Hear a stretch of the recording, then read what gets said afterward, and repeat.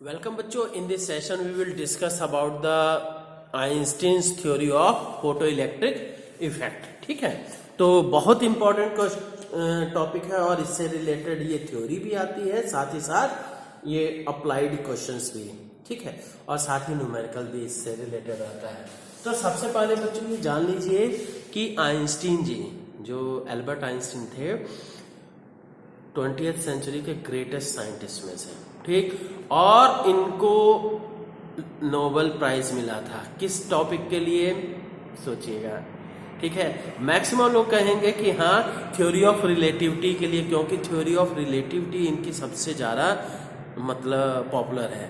पर क्या है, इनको मिला था इस वर्क के लिए, और ये फोटो इलेक्ट्रिक एमिशन के एक्सप्लेनेशन के लिए। और वो एक्सप्लेनेशन भी उन्होंने किसी लैब में और उसमें नहीं किया, उन्होंने बस खाली लेनार्ड और इनके क्या है हेलवाश के एक्सपेरिमेंट्स को ऑब्जर्व किया और उसके बाद क्या है अपना कॉन्सेप्ट दिया। इस कलम में और पेपर में कितनी ताकत होती है सोच लीजिए। ठीक है, क्या क्या कर सकता है। ठीक, तो इंटेलिजेंस इसी से मालूम चलता है। हाँ, ये है कि हाँ एक चीज और भी, मेहनत करके भी इंटेलिजेंस बनता है। जैसे एडिसन का आप सुने होंगे, स्टार्टिंग में क्या है बहुत वीक स्टूडेंट थे और इतने एक्सपेरिमेंट किए, वो भी महानतम साइंटिस्ट में से एक गिने जाते हैं। ठीक है, मेहनत भी बहुत जरूरी है। ठीक, अब देखते हैं आइंस्टीन की क्या है ये photo electric emission. First Einstein ने ये बताया कि इंटरैक्शन ये क्या है, for in the case of photoelectric emission it is due to interaction between one-to-one interaction between one photon and one electron। ठीक है, तो फोटोइलेक्ट्रिक इफेक्ट कहिए चाहे photoelectric emission is due to one to one interaction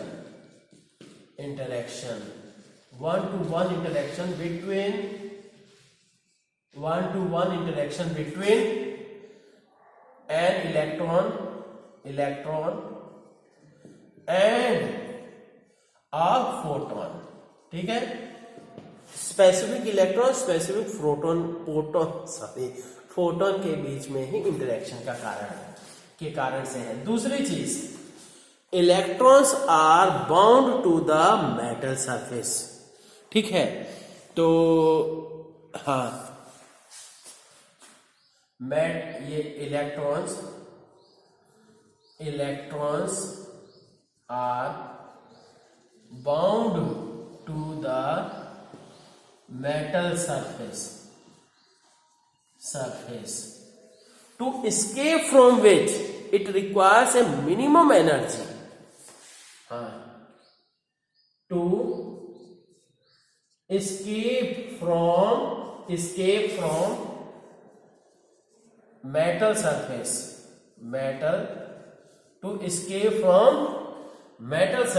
it requires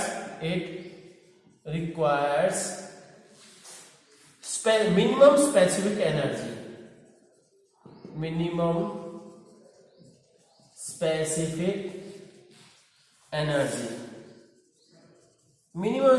energy चाहिए। और वो minimum specific energy क्या है, called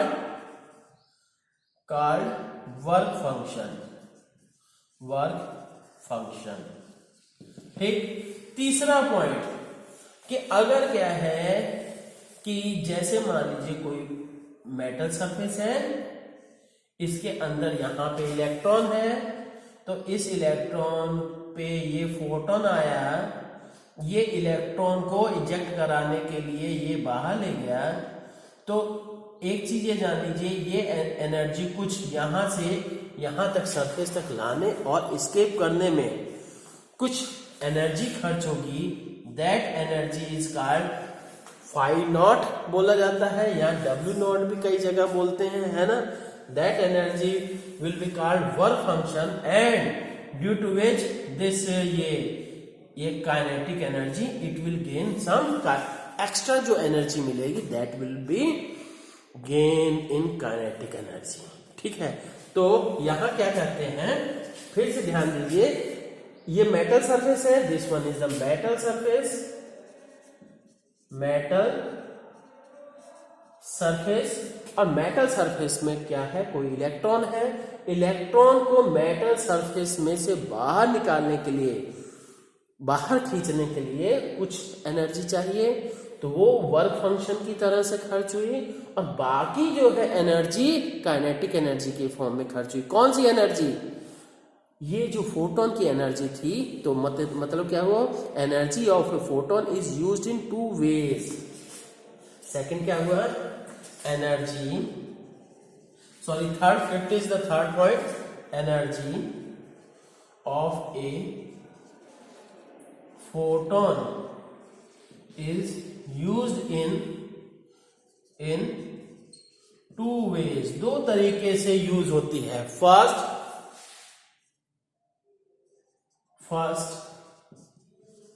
to eject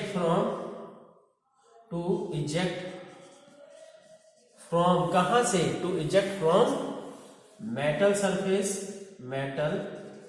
surface used as a work function. First, to eject from metal surface as used as work function, and second, the extra energy of photon in the form of kinetic energy, and extra remaining energy, बच्चों समझ, हाँ, and remaining energy कर देते, remaining energy to provide kinetic energy to the photo electron. ठीक है, photo electron को kinetic energy provide करने में। ठीक, तो अब यहां से इक्वेशन क्या बन जाएगी, एच न्यू, टोटल एनर्जी ये हुई, और यहां से क्या है, ये work function plus kinetic energy. Work function का आपको पता होना चाहिए, H nu not, here new not is the threshold frequency, threshold frequency है, तो इसलिए हम कह देंगे ये इक्वेशन हम यहां पे, ये बच्चों ये इक्वेशन भी इंपॉर्टेंट है, और साथ ही साथ क्या, h nu equals to H nu naught plus half m v max square, क्योंकि काइनेटिक एनर्जी को आप लिख सकते हो, kinetic energy equals to half m v max square. ठीक है, तो इतना हो गया, तो और ये जान लीजिए बहुत इंपॉर्टेंट है, और इसको आप, और इतना इजी लैंग्वेज में है कि आप बड़े आसानी से याद भी कर सकते हो। ठीक है, अब देखते हैं बच्चों की explanations of laws of photo electric emission. Photo electric effect के लॉज का जो है आइंस्टीन जी ने कैसे एक्सप्लेन किया। ठीक है, पहला तो क्या कि effect of intensity, effect of intensity of light. ठीक, इन्होंने जो क्या है, लाइट की इंटेंसिटी की दूसरी डिफिनेशन की, क्या है, इंटेंसिटी ऑफ लाइट, जो मैं पहले से ही बताता आ रहा हूं, intensity of light is the number of photons incident at any surface per unit time. तो ये क्या है, intensity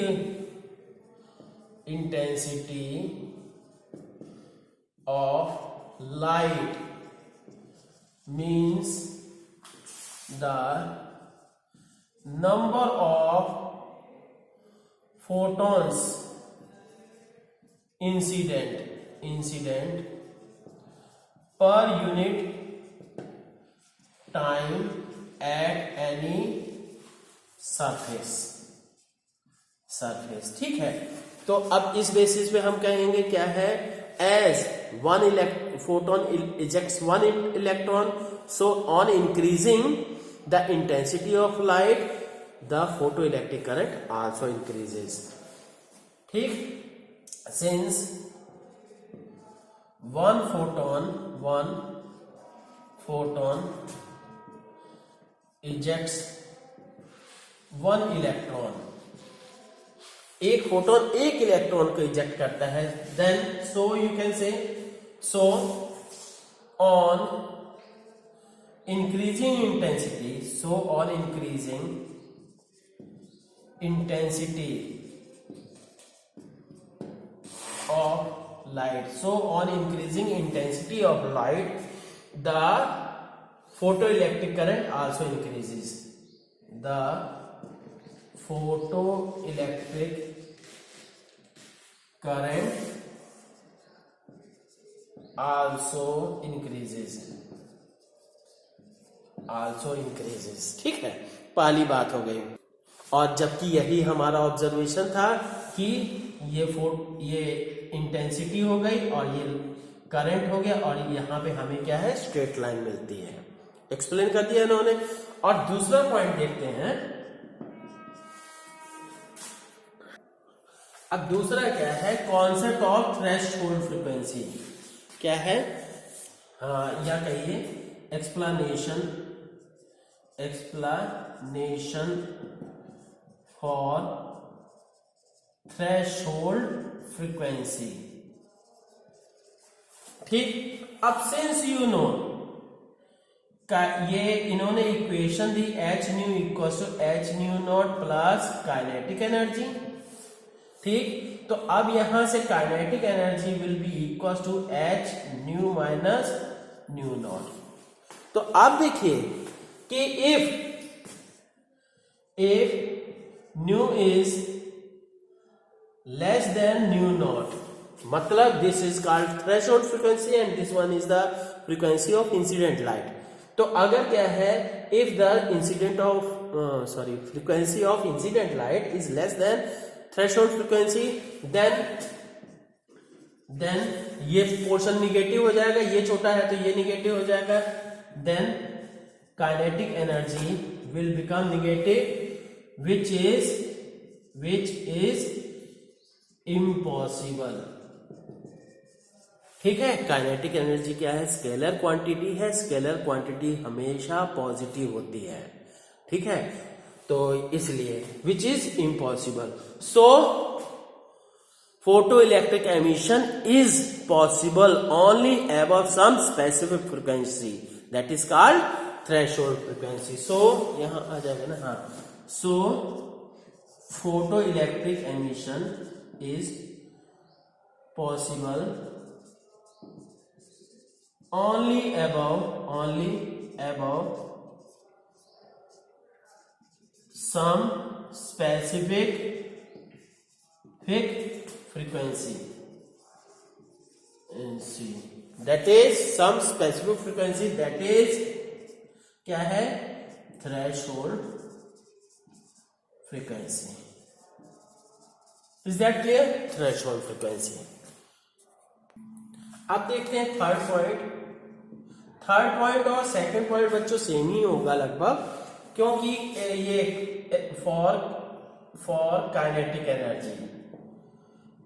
energy since you know H nu equals to H nu naught plus kinetic energy, तो kinetic energy will be directly proportional to H nu minus nu naught. तो so you can say kinetic energy directly proportional to nu minus nu naught, मतलब kinetic energy of photo electron will be directly proportional to frequency of incident light above some specific frequency, that is threshold frequency। ठीक है, तो ये चीज हो गई। सो ये kinetic energy of photo electron is, so kinetic energy of photoelectron is directly proportional to is directly proportional to किसके? is directly proportional to frequency of यहां लिख दे रहा हूं इंसिडेंट लाइट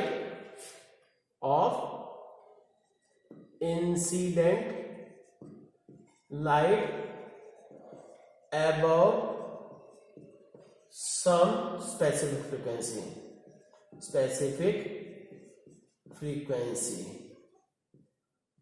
ठीक है, above some specific frequency, that is the, और उस specific frequency को क्या कहते हैं? threshold frequency। अब देखते हैं explanation of time lag। explanation of time lag. ठीक, टाइम लैग की क्या बात है इसमें? तो ये क्या है कि जो फोटो इलेक्ट्रिक एमिशन है is due to elastic collision. ठीक है, photo electric emission is due to elastic collision between photon and elastic collision and absorption of light as well as the ejection of electron। तो ये क्या है? that is a single phenomenon and absorption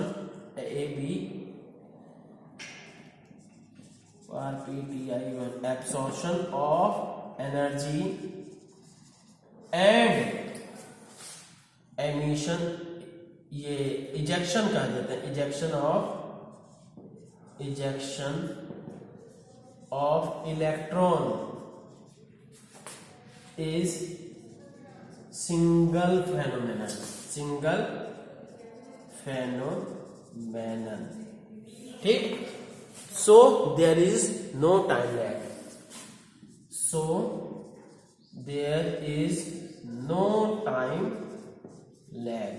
ठीक है, जबकि क्या है? Wave theory के अनुसार क्या है? वेव फ्रंट आएगा, उसकी एनर्जी धीरे धीरे वेव फ्रंट जैसे जैसे आते जाएंगे एनर्जी एब्जॉर्ब होती जाएगी और नतीजा क्या है? इलेक्ट्रॉन की एनर्जी बढ़ती जाएगी और इजेक्ट हो जाएगा। ठीक, मतलब उसके अनुसार क्या है? टाइम लगता है। ठीक है, तो बच्चों यही है आइंस्टीन के एक्सप्लेनेशंस, जिसके लिए कि उन्होंने नोबेल प्राइज जीता। ठीक है, तो ठीक है, बढ़िया से पढ़िए। Okay, keep studying.